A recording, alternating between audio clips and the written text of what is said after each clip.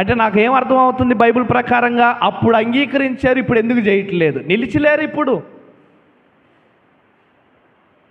నేను మీకు ప్రకటించిన సువార్త మీకు తెలియపరుస్తున్నాను అన్నాడు. మళ్ళీ చెబుతున్నాడు ఆయన. చెప్పటం తప్పులేదండి, ఎందుకంటే కొంతమంది జారిపోయే వాళ్ళు ఉంటారు.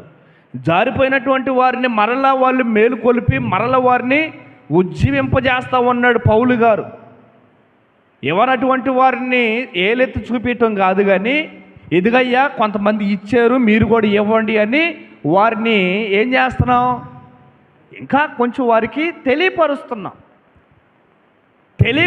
ఉన్నాడు. ఆయన ఏమన్నాడు? నేను మీకు ప్రకటించిన సువార్త మీకు, అంటే ఒకప్పుడు చెప్పాడు సువార్త, మళ్ళీ మీకు ఇప్పుడు చెబుతున్నాను అన్నాడు. మళ్ళీ ఇప్పుడు నేను మీకు చెబుతున్నాను.